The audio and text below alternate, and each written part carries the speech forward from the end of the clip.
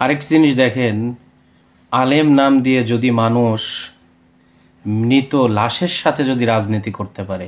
2018 সালে আমাদের সাথীকে হত্যা করে তারা প্রচার করে দিছিল যে তাদের সাথে ইসমাইল মণ্ডল।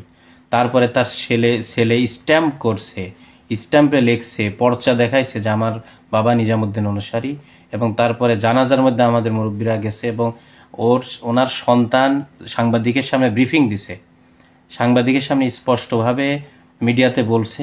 তখনকার প্রকাশ হয়েছে যে কী রকম মিথ্যা কথা বলতে পারে। আর এবারেও আমাদের সাথীদের লাশ নিয়ে উভয় পক্ষে মানুষ মারা গেছে, কিন্তু আমাদের সাথীদের সব মামলা করছে। যে এখানে স্ক্রিনে দেখতে পাচ্ছেন কিন্তু আপনারা সবাই, যে এই স্পষ্ট পর্চা নিজামুদ্দিনের অনুসারী তাবলিগ জামাতের যেটা পর্চার মধ্যে দেখেন, এই যে শেষের দিকের উপরেরটা ওনার নাম বেলাল হোসেন। উনি আমাদের সাথী, জামাতে বের হয়েছিলেন, ওখানে আমাদের পর্চার মধ্যে নাম উল্লেখ রয়েছে।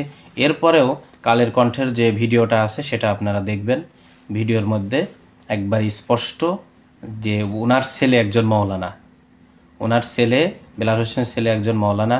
উনি নিজে বলতেছেন আমার বাবা নিজামুদ্দিনের সাথী, আমার বাবা চিল্লায় বের হয়েছিল, যেটা পর্চার থেকে প্রমাণিত হচ্ছে।